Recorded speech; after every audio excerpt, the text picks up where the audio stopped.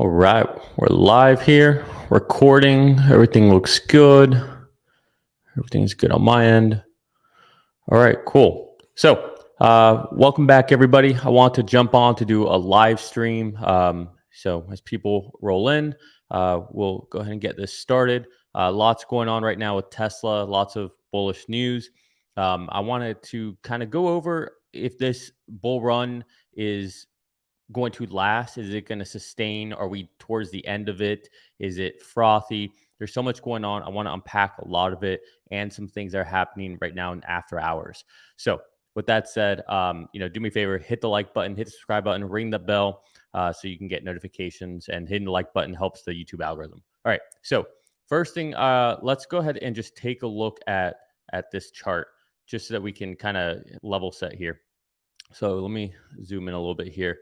So here we can see, let me actually so this is a 6 months look back. So we are actually doing a pretty good job at recovering from, kind of where we were before. We kind of got stuck up here around the 207 level. This is back in, was it March, April, or March? And then we hit about like 217 back in February. So we actually aren't, in my opinion, we haven't ran too much. I think we've had a healthy run in the stock in general. It doesn't seem like it's overhyped or anything. So I think we have a good room to run here. So I wouldn't be one of those people that just thinks that, okay, Tesla has had some good run in it, so it's just going to be over. I think we actually have a lot more to run, and I plan on unpacking that here over the course of this stream. So let me make sure I got my comments up here. Okay, perfect. Okay, so let's go ahead and show you some other stuff that I have here. So just so you guys know, if you're not aware of it, we do have potentially, some big news that will come across the wire this evening. The House will be voting on the debt ceiling. This is breath of fresh air. It's actually looks like going to have to be a bipartisan effort. So Democrats, Republicans working together to get this passed, so we don't have the debt ceiling. So this essentially has been what's kept the markets at bay today. And, yesterday everyone thought everything was going to be good to go. But now tonight we'll really know what's going to happen here. So assuming nothing gets screwed up here, tomorrow we should have, a clearing to go to Biden's desk, hopefully for this debt ceiling raise. Now, the big thing that's been happening lately too, and again, I'll tie all this back to Tesla in a second here, is what's been happening with predictions for the Fed's funds rate on what's going to happen here in the next couple of weeks. Now, I know a lot of people are starting to freak out, thinking, okay, the Fed's just going to keep raising again because there's been, we had some good JOLTS numbers today, which good news is bad news kind of thing. I wouldn't get too pessimistic about this. Okay. I still think that the Fed's going to be very data dependent over the next couple of data points, right? We still have another CPI to come out. But all of this is kind of driving the narrative right now for the market in general. But I don't think that is why Tesla has been running. I do not think Tesla's been running because of the debt ceiling and people coming to an agreement. I don't think Tesla's been running because of the Fed potentially pausing. Now, all that helps. Don't get me wrong. That changes the market sentiment, makes people feel a little riskier. But I don't think that really has anything to do with it. Think about it. We have been on this run essentially since the Tesla shareholder meeting. And the big thing about the Tesla shareholder meeting was that Elon said that he's not going anywhere. He's remaining the CEO. He's appointed a new CEO of Twitter, and that his focus is going to be on Tesla. Not only that, but his focus is essentially going to be on the humanoid, on Optimus, FSD, and getting all that going, Cybertruck deliveries, and all that. So let's talk about some really bullish things that are happening right now that I think can extend this bull run that we're in. So first of all, Elon's in China right now. Well, assuming he's still there, he might be on his way back. I don't think so though. And it's been a very welcome reception for Elon, right? They've essentially rolled out the red carpet for him. They're going to restaurants where restaurants are, customizing menus for him, putting nice notes in there. They're talking about an expansion of cooperation, working together.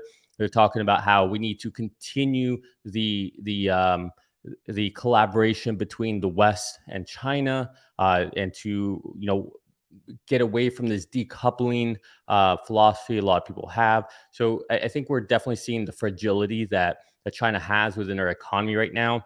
Their GDP is dropping, and a lot of companies like Apple, for example, are starting to divest away from China. So getting along with Elon is very, very important right now, because Elon's kind of that litmus test for everybody else. I would say Apple used to be it, but I would say now it's really Tesla. So getting along with Elon's a big deal, and it's also, it's very. It used to be like the presidents that would really create this statesmanship like cooperation with other leaders and stuff. It really seems like now that's definitely shifted over to being more of an Elon thing. Now, I don't want to say CEOs are those people now, because Elon's just different, right? You don't see other CEOs really commanding that type of presence that you see Elon, especially in the public, at least in the public light, right? Maybe they do it behind closed doors, but it used to be where presidents would have that type of status, and Elon's kind of elevated to that status. But Elon's kind of in a world of his own, because he also talks to the people via Twitter, right? He goes on spaces, he responds to people about issues, good, bad, ugly, and so it's just a little different with him. So that's a very bullish sentiment, knowing that things are going well in China. All right. And of course, while he's there, there's all these rumors about Project Highland, which is this renewed, refreshed version of the Model 3. And this has been long awaited by many, call them pundits or analysts or naysayers of Tesla. You hear frequently people talk about, like, oh, this car over here or this car over here has a better interior than what Tesla has, and it's just dated and all this stuff. Meanwhile, these dated interiors just became the best-selling vehicle in the world for Q1 in the Model Y. Now, I will say that it does make sense to refresh every few years, but the way Tesla does it is way more ingrained into everything that they're doing, right? So in other words, if they're going to do an update, they do it throughout the process. But this would be a different update. This is more of a refresh. Supposedly it's going to be sleeker, a little longer, a little sportier for the Model 3. Different interior supposedly. So we'll see what happens with that. I think either way it's going to be a good sign, but I don't think that's why the stock has been reacting so bullishly to Elon being in China. I think it has to do with the relationship, the cooperation, the rolling out the red carpet for Elon, which signals that Tesla is going to still be doing good stuff in China, which is the world's biggest auto market. So it's very important. Now, I do think a lot of what's happening there is going to be talks about potentially expanding Giga Shanghai, the plant, minus battery manufacturing, right? Increasing the production of vehicles, especially with the new Gen 3 vehicle that will have the unboxing method, or essentially having the rethought Ford assembly line is what I'm trying to say. But I think that's going to be part of it. But the biggest part, I think, is FSD. I think that there's been a strong emphasis by Tesla and by Elon to get FSD out into China. Right now, imagine if that gets approved. Imagine if they get to a point. Now, it's not going to be, like a snap of the fingers and all of a sudden it works, which we're going to talk about in a second here, with FSD. Right, because they're gonna have to train and learn on the Chinese roads, the different rules there and stuff. But I suspect they've already been doing that. They already have a data center in China, right? Because nothing can leave the Great Wall; everything has to stay behind that firewall. But they're already doing training. They already have cars out there. I think they're already testing everything. They're just waiting for regulatory approval. So same as in Europe, right? So I think that'll be a big deal. And I think that's a lot of what this visit is about in the back end. And then obviously, just the optics of it, and telling China essentially as a whole, hey, we are committed to staying in China, to working with you. We're not trying to divest away from China. You got great people, great workers, et cetera. So I think a lot of it has to do with that as well. But speaking of FSD, I'm going to be doing an interview with my best friend. He bought a brand new Model Y a couple weeks ago, and he's got FSD on it. And he's he's already en route. He's taking a road trip from here in Florida all the way to North Carolina. Then he's going to go from North Carolina to Georgia, then back to North Carolina and these are all for weddings, and then from North Carolina back to Florida. And so he's using FSD for all of this, and he's not telling me anything. He's not telling me how it's going. I don't want to influence his opinion or anything of it. And so we're just going to keep this kind of a double blind experiment essentially where I don't know anything. He's not telling me ahead of time. That we're gonna have a live stream recording interview where we're just gonna unpack on how it was. The nice thing is there's a chance that he went up there with 11.3.6. He might be coming down with 11.4.2. So I think that'll be a very good interview, not only to see how it did on such a long road trip, going through 3 different states back and forth, but also to see the evolution from 3.6 to 4.2. So it should be fun. So, stay tuned for that. We'll probably do that sometime next week. He gets back on Saturday. Yeah. So we'll probably do it sometime next week. Anyways, so let's continue on this Tesla bull run that we're on right now. And a big reason why I think this is going on. So over the last week, we had earnings from NVIDIA. All right. If you don't know what NVIDIA is a GPU manufacturer. Okay. And we use GPUs in servers, right? We use these cards in servers so that we can train all kinds of things, right? People use it for VDI. So essentially when you're on Zoom calls and stuff like that, we use it for, well, that's not exactly VDI, but, like Citrix or Verizon, Horizon View by VMware, or Frame.io, right? These are all VDI brokers. And so you use GPUs a lot for that. You use GPUs for gaming, intensive gaming. You use GPUs to crunch parallel multi-processes actions you're trying to accomplish that maybe a CPU wouldn't be good for. So think of a GPU more as like going 3D, where CPU is kind of just a serial 2D type processing. Okay, that's the easiest way to think about it. And so what they found out, maybe like call it 10 years ago, was that these GPUs, which were built really for video gaming, were really good at crunching complex problems for machine learning, right? And a lot of this was really uncovered by companies like Google and DeepMind. So they did a lot of the groundbreaking on this. Anyways, fast forward to today, these like H100 chips from NVIDIA are just, you can't buy enough of them, right? They're sold out left and right. The NVIDIA sales reps must be just eating, or, just making crazy commission checks right now because these are in such high demand. Why? Well, because all these models need to be trained. Now, NVIDIA is a hardware manufacturer. All right. Now you can say they're kind of in the software realm because you actually have to license out these GPUs as well, which is a little weird for hardware. You would think with hardware, you buy it, you own it, but they kind of license them out as well. But that's a whole different conversation. But the point is, they're in the hardware space for this AI run. All right. And they're essentially selling the shovels for this gold rush that we're in.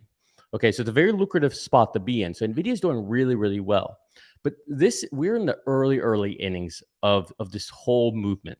And the masses, the public, are just now really starting to understand about what's happening. And the reason all this is unfolded is because of ChatGPT, right? That's why it's become kind of like Bitcoin. You remember when the hype for Bitcoin was at its peak, and everyone you talked to like knew about Bitcoin or talked about Bitcoin, or asked you if you had any Bitcoin. But that's kind of what's happening now with AI. And a lot of this is due to ChatGPT.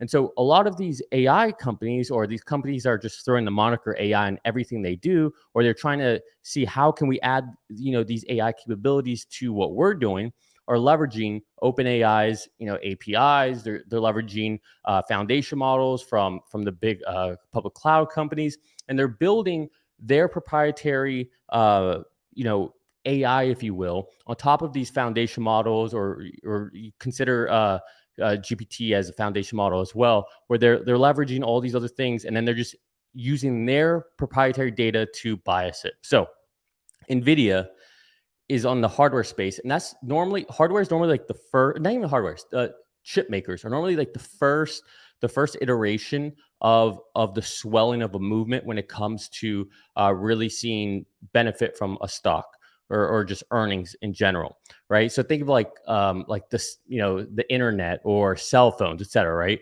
It started off with like the chip makers, and then the next revenue really came from the hardware. And then from the hardware, and then this is where the real money is made, which is the combination of services and software. So this is one of the reasons I think people are starting not like the general people, but like funds and stuff are quietly acquiring Tesla because I think they are starting to understand what's actually happening. And so let's put this into perspective. Tesla has racks and racks and racks and racks and racks and even more racks of NVIDIA GPU clusters. All right. So think when I say a rack, okay, think of it's a cabinet, a server cabinet that is, I think, was like 42. That anyways, the dimensions don't matter. So it's been a while. So you have a server cabinet with all these servers that are housed with or that contain GPU cards, GPU graphic processing units inside of them, and they've got hundreds of these, thousands of these, right? And they're using these to train all of their models for full self-driving, for Optimus.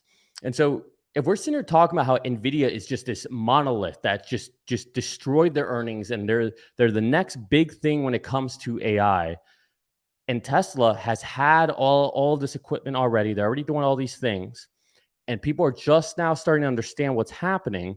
This is where I think some funds, some managers are starting to see it. Okay, so what are they starting to see? Well, I think they're starting to understand that when it comes to AI, this big AI movement, there's really one thing that matters the most. Okay, hardware. Everybody can get hardware. Eventually, everybody will be able to get the hardware. So that's not really that big of a deal. Okay, uh, training. Training again, you can build software, you can build systems. There's many great software engineers out there. There's many people who understand these models and how they work, right? You can have people label data, stuff like that, right? That's all doable, right? That's all doable. The proprietary part and what's going to make all of this AI different and unique to each individual company is the data. The data is what's going to differentiate them. All right. The data is everything. And it's not just the data. It's once you get the data, how do you make use of that data, right? How do you clean it up, right? How do you clean that data so that it's something that you can use within these models and so you can train on it?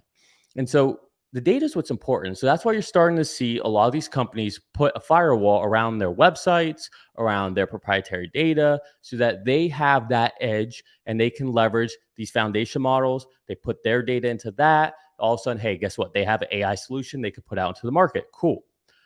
What Tesla has advantage of is in data, not just the sheer amount of data. Sure, they have really good data, right? Or they have a crazy amount of data.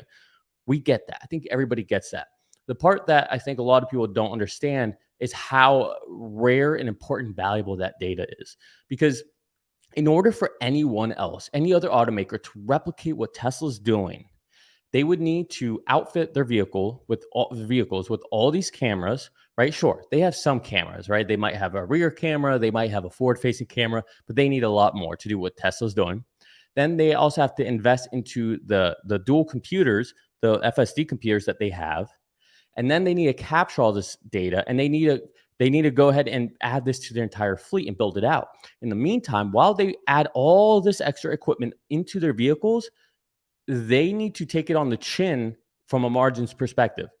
And these companies don't make margins like Tesla, so it really hurts them. Let me think about it.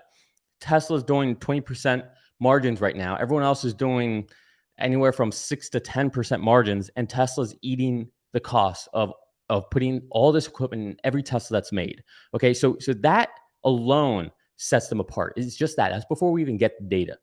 Then you have to have the fleet, right? Tesla is essentially putting out 2 million vehicles a year now, right? And that's just going to keep growing, not just in the States, but all over the world. And all that data is coming back to Tesla.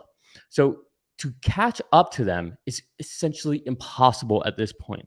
Okay. I know people don't like the word impossible, whatever, but it just is. Okay. These are the facts. The hardware is cost prohibitive. The fleet, it would take you so long to outfit all these cars. Then you have to get all the data. Once you get all the data, you have to figure out how to label it and make good use of data. Then you have to invest into all of the compute that Tesla's invested in. Okay. And this is hundreds of millions of dollars. This isn't like, I could just go take a loan from a private equity investment or something like that. No, this is hundreds of millions of dollars. And then you have to have the talent, and then you have to figure out the software. All right. So this is It's really, if Tesla's approach is the right approach for full self-driving, which we can't say it is yet because it hasn't happened yet. I believe it is, obviously, but if it is already over. It is already over. It's just a matter of time. Okay. And I think this is what a lot of people are starting to realize. And again, when I say people, I'm talking about these fund managers, these people that we don't hear of who are quietly buying Tesla stock, the Kathy Woods of the world, right? But Kathy Woods, we all know she's more of a celebrity, so everyone knows her name. But imagine the Kathy Wood type people that you don't know of, you don't hear about, that are in the background. They're the ones I think are starting to buy Tesla, and they're starting to see it. Not just that, but then you look at Optimus and you think of the same thing. If Tesla figures out full self-driving and it works, it's you're going to start seeing Optimus get priced in my opinion. So I think because of that, because we're in this run, and look, just look at the stock market right now. All these companies aren't running. It is not all of them. It is only the companies that have a stake or have movement or momentum into this AI space. Tesla is officially an AI company and not a auto company. All right, it's like Apple, right? Like Apple is a software company. They're not a hardware company. Do they make beautiful hardware that works very well with their software? Yes, but guess what? The software dictates what the hardware should be like, right? So it's that's the world we're in right now, and a lot of people still don't see this. So then we have this Ford news, okay, where Ford is going to be essentially using the Tesla standard, North American charging standard that Tesla has built. Why is this a big deal? This is where I think people are really starting to say, "Oh crap! It is game set match. Tesla is about to dominate the entire world." Why? Okay, well let's explain this. Imagine if Toyota also owned all of the gas stations. Not even all of them. Say 25% of all the gas stations in the world. Think of how big that company would be. That's like, and not just gas stations. So it'd be like the gas stations, a Saudi Aramco, and then a Toyota all combined together, right? And we haven't even talked about software or anything, right? But that's essentially what's happening here with Ford agreeing to adopt the Tesla standard, and by Tesla opening up the supercharging station for Ford users. Now, I think this is a next level move because one, I can almost guarantee you that there's going to be some financial benefit for Tesla, right? Either Ford had to pay a certain annual licensing fee, or it's going to go down to the individual people every time they charge. Somehow Tesla's going to make money on this. And it's better too because as you get more and more of these superchargers out there and you build and you scale, well, you really don't want to have them underutilized, right? So you want to make sure that we can continue to turn a profit so then we can just feed that flywheel. So the reason I think this is a Trojan horse is because this is going to have a cascading effect, at the very least in the United States. Because now, if somebody goes to buy an electric vehicle that's not a Tesla, why would you ever go to GM? Why would you ever go to a Toyota? Why would you go to a Volkswagen when you could go to a Ford instead and be able to use the Tesla supercharging network? Right now, supercharging is no longer an issue for you, right? And so this just becomes kind of compound interest. So I suspect that we will see other deals happen. I suspect Volkswagen might be the next one. GM will probably be the last one. But I think you'll start to see where this has to happen inevitably for all these auto manufacturers because the movement's happening way too fast. The movement's happening way too fast for the infrastructure to be built out by Electrify America or any of these OEMs on their own. It's happening too fast. So they're going to have to. And if they don't, they're going to suffer the results. Because again, if I'm a customer and I say, the Teslas really aren't for me. Okay, I see these GMs, but they don't have the network. Okay, well, Ford is kind of that happy thing, right? They have more of an aesthetic maybe that I like, right? Maybe I'm an F-150 Lightning guy, so I get my truck the way I like it. It's EV, and I get the charging benefits. Why would I ever go to GM? It makes no sense. So this is the Trojan horse. This is going to happen. You're going to see other auto manufacturers come into this, at least in the States. We might see this in Europe. We might see in China, but at the very least in the States. And from there, this is where it's the real Trojan horse, okay? So now Tesla takes a cut of that. Tesla's having people charge at the supercharging stations. Not only that, But now all these people who are there are essentially getting, advertised to nonstop with all these Tesla superchargers, all these other Teslas there. But then comes the real Trojan horse. Now that you've had these relationships with supercharging, such an innocent, benign thing, right? It's just charging, right? But we've had this open communication with these other OEMs. And we have established this relationship on how it can work for us to work together. When Tesla solves full self-driving, they will be able to license this out to all these OEMs. And even better yet, the OEMs will have no reason to say no. Because what will the OEMs have to do? All they'll have to do is outfit their vehicles with the computers and the cameras, and then they pass on to the end users the cost for the subscription. So that means if Tesla solves this, if they get to a point where they solve full self-driving, their TAM, their total addressable market, will be every car in existence. Think about that. Because at that point, Tesla's not trying to wall garden this. They'll tell Ford, hey, Jim, if you guys, invest in putting these cameras and computers in the cars, like we'll make the computers, we'll sell them to you, just like we're any other vendor for you. And then you have the people who buy their cars, you have them sign up for the subscription.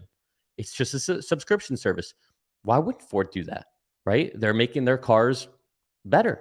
And what's even crazier is if GM doesn't do this, if Volkswagen doesn't do this, but Ford does, well, again, you get all the goodness of Tesla, but maybe you're a Ford person, a diehard Ford person. So now Tesla is benefiting from the Ford branding. Ford will be benefiting from the Volkswagen branding while still getting all the subscription for all of this, right? It's nutty. Okay, so I think people are starting to piece this together. And I think the stock is extremely depressed right now for where it's going to be, by the end of the year, to be honest. I could see I don't want to give out price predictions, but I think we're going a lot higher. All right, so just one last thing, because I know, FSD can be something that everyone's like, I get it, but it's not here yet. Look, it'll get here.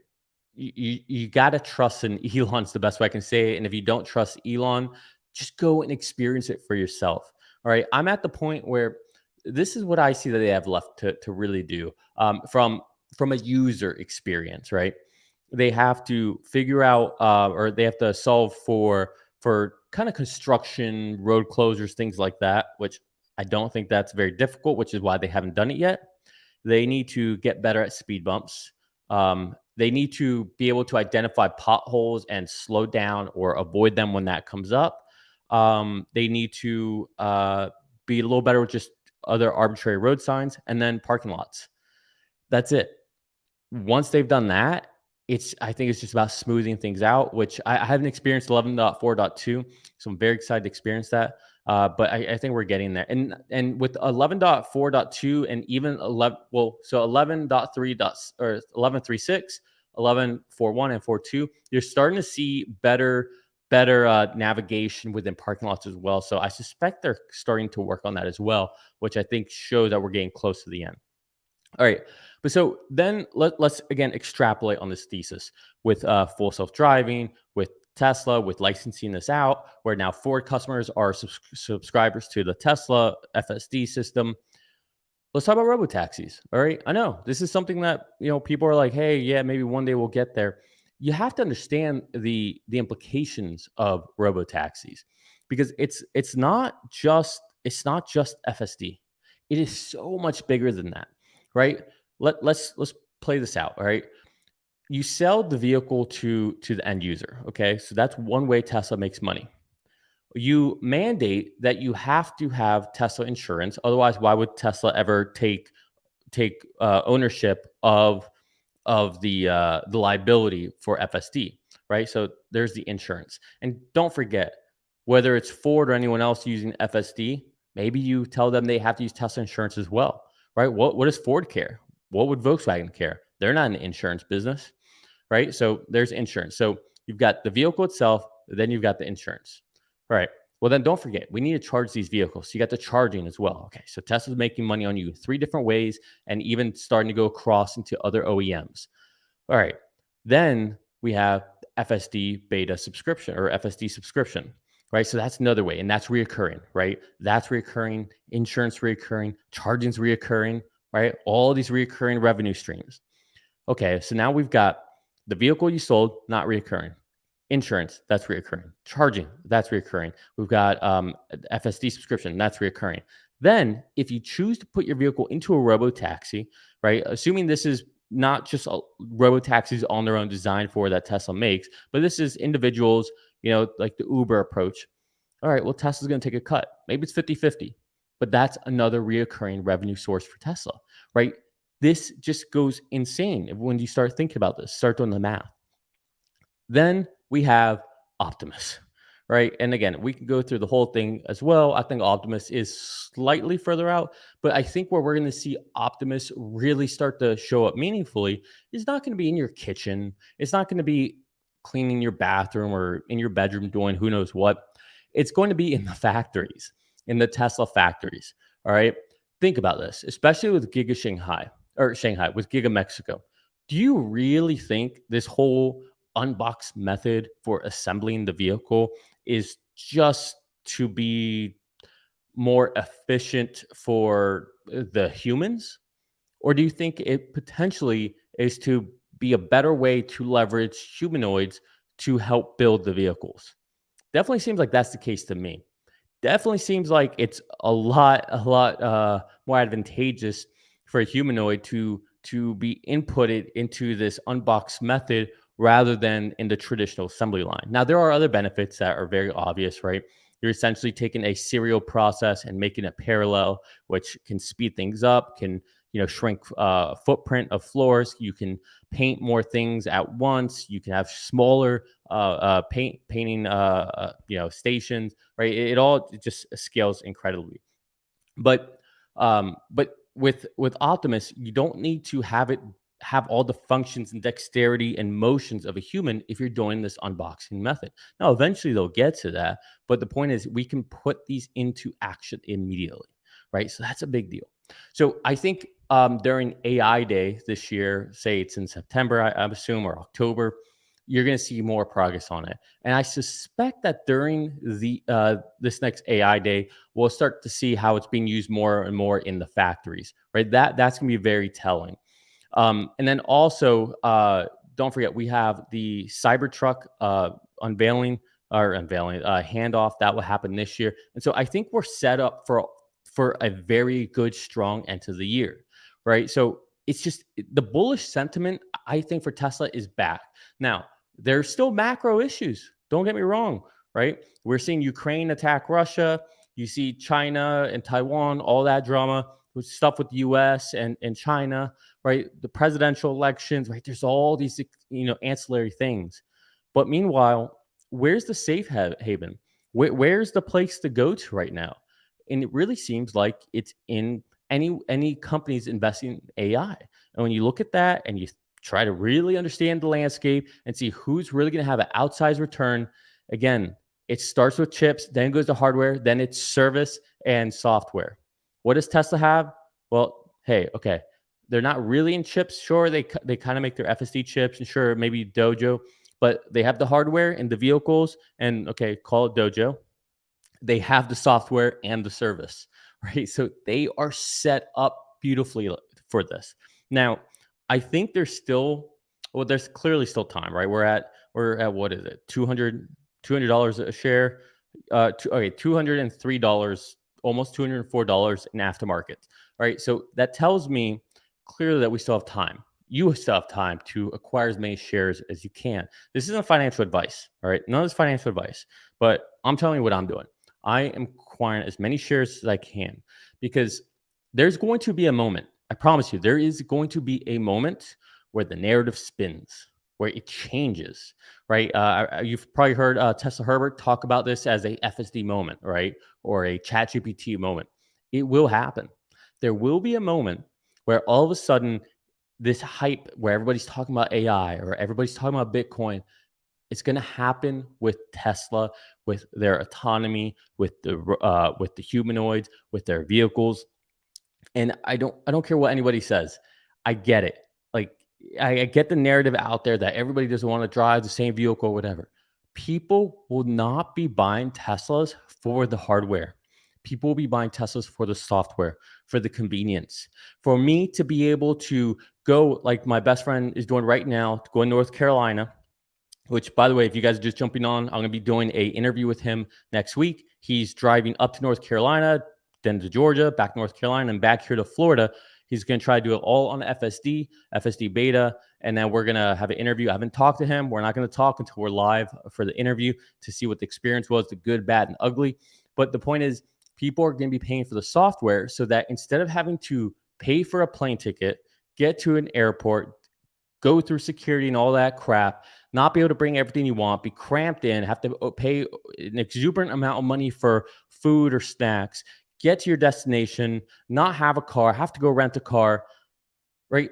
All that, people are going to ignore that just so that they can have their car wherever they go. They can sleep on the road trip up there. They can stop, take a piss whenever they want, get, some normal price food, on their way, be able to bring their dog on without any issues, be able to do some work along the way, have internet connection the whole time. People are going to pay for that. And that's the software. The form factor, the hardware, it's just going to be a plus. It's going to be nice to have. It's just like my iPhone here, right? It's a beautiful device, right? I frequently take this out of the case because it's just a beautiful phone and it's nice to have. But that's what the hardware is going to be for Teslas. It's all going to be about the software. People don't understand that yet. It's still quiet, but there will be that moment where we have the ChatGPT moment, the FSD moment, the Tesla moment, where all of a sudden everybody realizes it clicks for everybody. And just like you saw NVIDIA shoot up about 25, 30, 40%, it's going to happen with Tesla, right? I think Tesla is extremely undervalued, right? Yeah, Kathy Woods was just on Bloomberg or Yahoo TV, on one of them, and she was talking about how by 2030, the robotaxi market will be a 8 to 12 trillion dollar revenue market, right? TAM. If that's the case, and if I'm right, and Tesla is the one to solve it, and if I'm right, and all this data is extremely hard to get and very cost prohibitive to get, and if I'm right that training this and having the people, the technical know-how, the software, all that is very hard, and that's how big the market is, and Tesla does solve this, who do you think is going to be making all this revenue? It's not going to be Waymo. It's not going to be Cruise. It's going to be a winner takes most. That's truly what I think.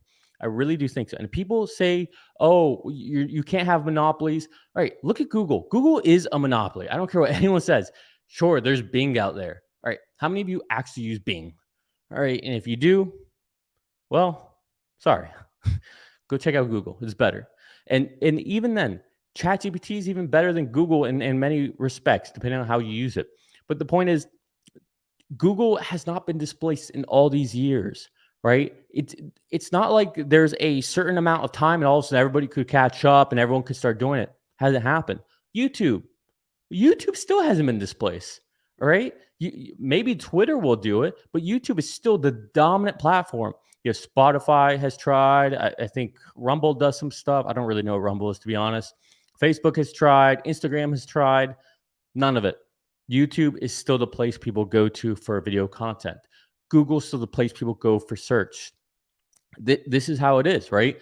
And I think this is how it'll be for Tesla, for robotaxis, for autonomy, for humanoids, but just on another level.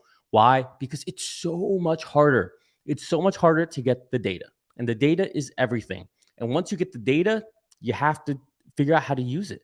And then you get the problem from there, right? You get the problem from there. So this is going to be a very big deal. Now, the last thing I want to talk about, because a lot of times people sit there and they think, or they say to themselves, well, Elon time, or this happens, or that happens. But look, he's not always wrong, all right? Or he's not always late. He said the Model Y would be the best-selling vehicle by revenue in 2022. That would be the best-selling vehicle by volume in 2023. 2022, check. He was correct. 2023, well, we're 25% of the way through it as far as results that we know of, and he's been right so far. So let's see what the rest of the year has. Let's have some humility. We'll see what happens.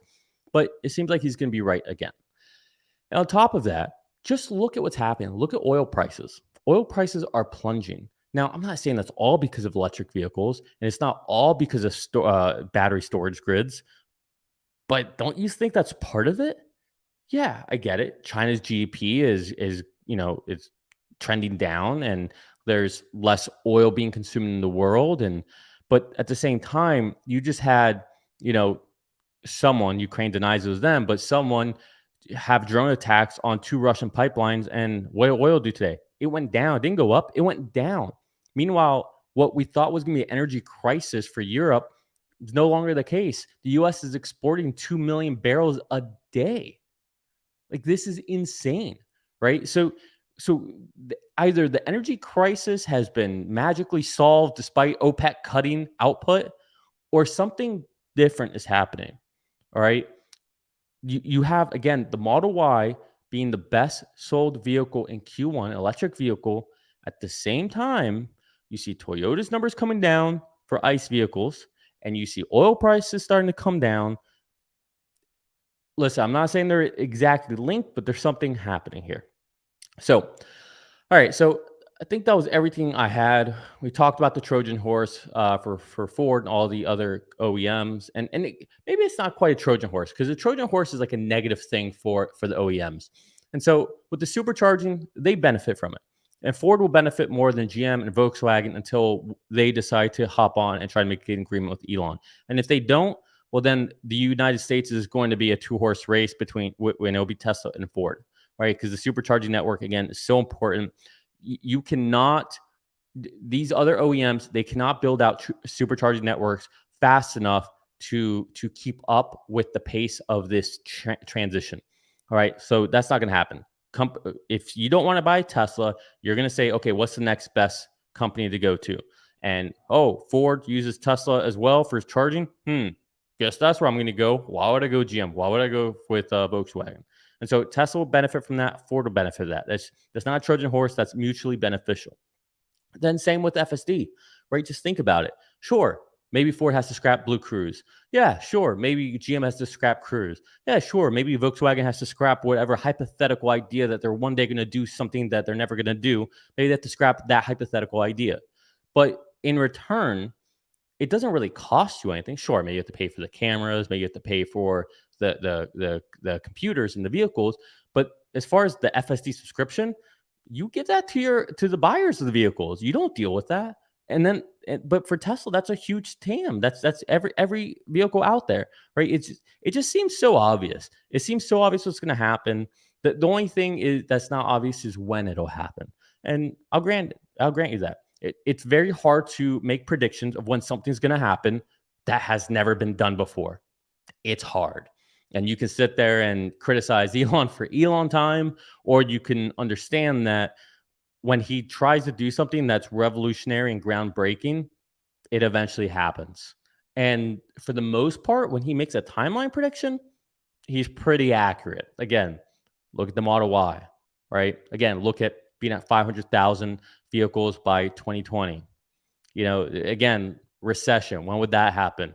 Right? Right on cue, 2 negative GDPs, although it wasn't a recession, right? So bet against Elon at your own risk. But again, I'm accumulating as many shares as I can right now. I think I said a while ago that I had been just hoarding cash and stocking up cash. I think it was 2 weeks ago. I said on a live stream or on a video, or it was a live stream. Someone asked me. I'd started accumulating. Right? You could just tell that it was over. You could just tell that the bad news was baked in. Especially the only thing that I was a little worried about was going into the shareholder meeting. When the rumors started coming out about Elon stepping down or being removed as CEO, I started having some FOMO, like, oh no, why did I go ahead and take all that cash and plummet into Tesla? If this happens, I'm going to regret it. Sure enough, the opposite happened. Again, this is why you don't time things. This is why, you just at the end of the day, timing the market beats everything, right? it's just the safest and most lucrative way to invest, in my opinion. Not financial advice. All right. I want to wrap up here in a second, but I'm going to go through just some of the comments here. Appreciate all of you. I'm horrible at this. Hit the like button, hit the subscribe button. Liking helps other people see this supposedly YouTube algorithm. I'm sure there's other keywords and stuff I should say that I don't say, but I just do this for the fun of it and to hang out with all of you guys. Let's see. Mike, yep, I'm back. Been back for a little bit. I'm not doing as much volume as I was, but hopefully it's a little more quality. And I have more thoughts. I have more time to think about my thoughts. So I'm definitely enjoying it. Let's see. I'm worried about the China-Taiwan situation. Look, I think things are escalating there, but truthfully, I don't think China is a aggressor in a Western way. I think they're more of an economic aggressor, and I think eventually Taiwan will kind of come into the fold the way China wants to through their own way. But right now, China's not in a position of strength right now, so like they don't want to rock the boat right now, right? Russia is a problem for them. Their GDP is down. Companies are divesting out of China. Like China, their population is declining. Like they're no longer no longer have the highest population in the world. That's India now. Like China's not in the best footing, right? So I don't think they're about to rock any boats. I mean, sure they'll send signals and projection of power, right? But I wouldn't worry too much about it personally. Let's see. Beyond licensing FSD, Tesla can open Dojo-based web servers for AI training, can be used for AI bot apps or other non-auto related training needs. Yeah, this is look, this is something else I completely left out. You want to talk about having an AI lead or being part of the training environment for it. That's what Dojo is, right? How many supercomputer clusters have been architecturally designed from the ground up, away from this traditional 2U rack server, 4U rack server type construction? How many data centers have been designed specifically for training nets? As far as I know, only one, and that's Dojo. Now, obviously, they don't think it's quite ready to move over to Dojo versus leveraging their NVIDIA clusters, but that's the point of this iteration. Eventually, if Dojo does become something that outcompetes the NVIDIA clusters they have, because it's built from the ground up, from the hardware and the software perspective, that reimagines what a rack should look like. Again, gets away from literally thinking outside the box from these 4U servers, 2U servers that just have all these GPUs in them. They're rethinking it from the cooling to the chips to how you reserve certain amounts of compute that you need. They're reimagining all of it. If that becomes a viable and better performant than the NVIDIA clusters, yes, this is 100% going to happen, where not only will they use these Dojo clusters, but they'll also lease it out, they'll rent it out. It'll be a very much a public cloud model. I assume you'll see, Tesla probably have a Salesforce, or maybe they won't even use a Salesforce. Maybe they can just have it all automated. But yeah, this could be huge for them, because again, they have all the knowledge in house. It's not like all these other companies that are white labeling these servers from what's it called? Not Huawei. I can't think about it. Oh man, my server knowledge is going away. Well, there's a very popular Chinese brand that a lot of these companies just white label for themselves. But and same with chips, right? Like again, you're doing the same kind of thing. You're making your own silicon, all this stuff, great. But to rethink the entire data center and the way it's made, right, with these tiles, that's next level. That's game changing, and that's something that nobody else will be able to compete with. And again, that's what Tesla does, right? They rethink, they imagine what these things should look like and how they should work, right? And it's what Tesla's. Here's the best way to say this, because I'm rambling now.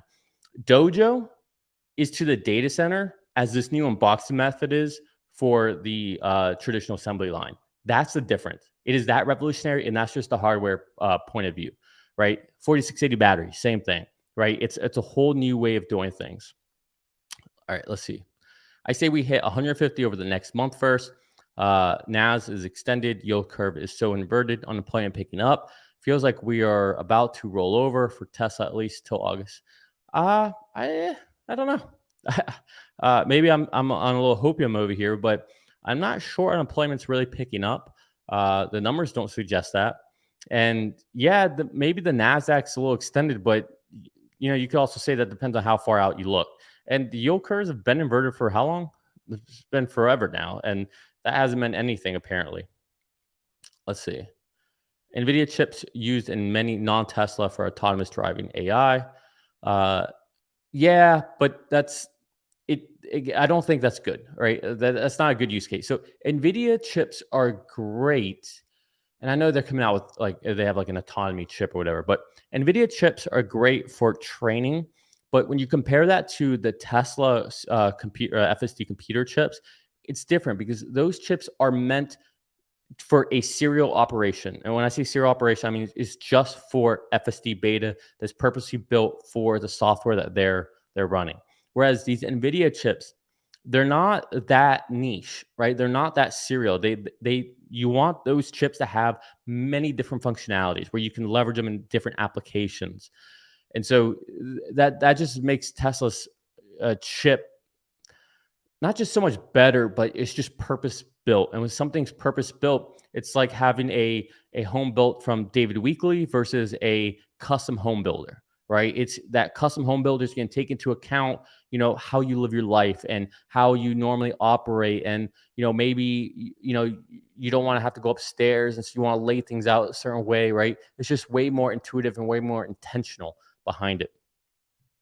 Let's see. Chinese social media is full of admiration for Elon. They wish there is someone like him locally, very different in how he is treated in U.S. mainstream media. Yeah, it's funny. In the rest of the world, Elon is definitely treated and revered as a hero, almost an idol. I mean, honestly, he's in the rest of the world. In my experience, they look at Elon the way the Tesla community really looks at Elon, the way the SpaceX community looks at Elon, right? With respect, admiration for what he's trying to do for the good of the world. And that, maybe every single thing he does and says you don't agree with, but people tend to understand that he's a good for the world and that he's trying to push things and he has a heart of gold, right? He's trying to do the right things. He's not someone that's money motivated. He's just trying to push society towards a better place. And I mean, you've seen enough people talk to him, interview him, and who talk about behind the scenes. They talk about like, I mean, the guy's just genuine, right? He's not in it for the money. If he was, he would have been Tesla and SpaceX wouldn't exist if he was just in it for the money. Should I sell out a bit? Ooh, that's a great question that only you can answer.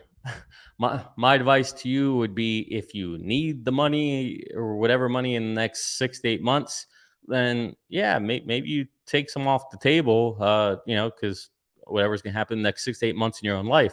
But yeah, only you can make that decision. Um, I believe that, in my opinion, my philosophy, I will never sell a share of Tesla. I hope that's my thing. I see each one of them as like, your child. So I don't ever want to sell a share of Tesla. Um, you know, then I have to figure out how I'm eventually going to use my shares to, if I want to buy or build something. I don't know. I guess you just take out debt against your shares. All right, let's see. It won't keep going, but my question is, how far will it retrace? Back to 180 or back to 150? Yeah, it might be both. It might be both. But I think long term, we're going to 1500 plus. Easy. Easy. And when I say long term, I don't even mean long term, right? Maybe call that like, midterm, right? Maybe in the next, I'd say like 4 years, maybe sooner. Again, once FSD is I don't want to say solved, but once FSD is viable, right? It's gonna be over. It may not happen overnight, just because you saw what happened with the iPhone, right? That took 4 years before people realized what the iPhone was. But it, yeah, I think 2026 to 2030, something special is going to happen. And all I know is I want to make sure I've had a chance to buy as many shares as I possibly can at these prices, at lower prices, at even higher prices than this. I want to make sure I've had a chance. We get it. Elon works with big money. Elon is big money. Let's see. Uh, it went up 3% today when everything went down. Yeah, that was like at the last second too. At the close of the market, it went up. Okay. Well, let me scroll down here one more time, catch a few more of these. The interesting part of the 200K would be the FSD commercial licensing. For say 50K per truck, that's 10 billion. Oh, I feel like I missed part of this, but let's see. Yeah. Well, but yeah, no, I agree. That's something else I didn't even talk about was for trucks for long haulers. But that's gonna be different. That's gonna be a d- that fundamental will be a different problem not a different problem.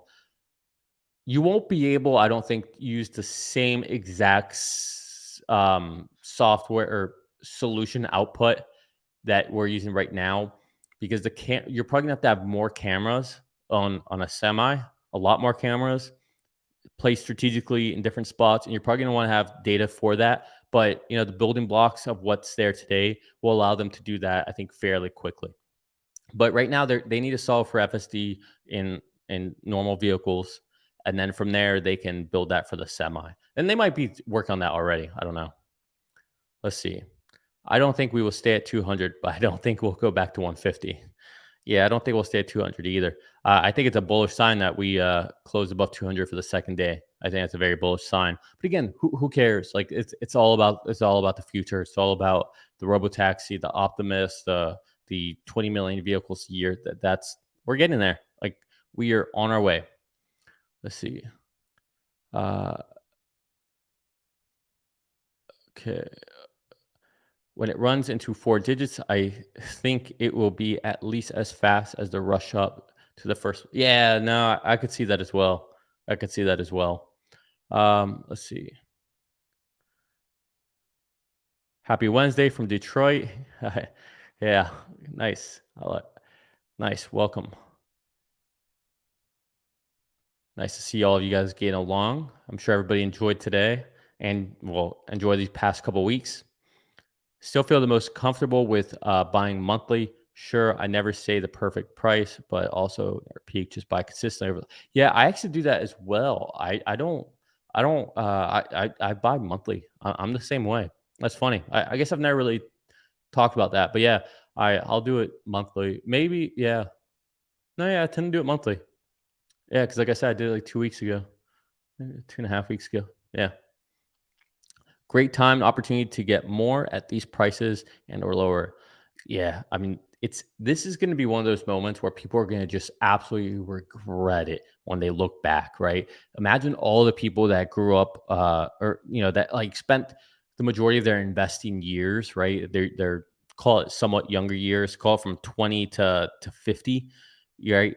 Spent those years and they missed Amazon, they missed Apple, they missed Facebook, they missed Tesla, they missed Google, they missed Microsoft, right? Microsoft like stayed stagnant for 10 years and then all of a sudden it's ripped. That's crazy. When and if they pass the debt ceiling tonight, stock will rise a bit and then sell on good news. I bet you it'll rise, and if it sells, it'll sell on fears of a Fed rate hike, which I think is pretty much baked in. CNBC chart guy said Tesla 2025 soon. Ooh, well, I hope he can tell me what I'm going to eat for dinner tonight too. All right. Let's see. I think that's it. I'm gonna go. I have to catch up on watching Succession with my wife, so we need to go watch that and catch up to the rest of you. So no spoil alerts. Listen, I appreciate everybody who joined. If you haven't, hit the like button, hit the subscribe button. Help the channel out. I'll see you guys again soon. Again, don't forget, I'm going to be having that interview with my best friend who is using FSD to go from Florida, North Carolina to Georgia, North Carolina, back to Florida. I have a feeling it's going to be a very good and interesting interview. He's on 11.3.6, but hopefully he's coming back with 11.4.2. So we'll have an interview. I don't know anything yet. I'm not talking to him. I told him, don't tell me about it. Don't tell me about the experience. So I want it to be pretty raw. Maybe we'll even have his brother on, because his brother was in the passenger seat to go there and back. And and just so you know, so my best friend, he's a background in electrical engineering. He's an intellectual property attorney, and then his brother's electrical engineer as well. So should be pretty good. Should be pretty fun. And yeah. All right. I don't know what I'm saying here. We're gonna leave it there. Love you all. Gonna go watch Succession. Peace.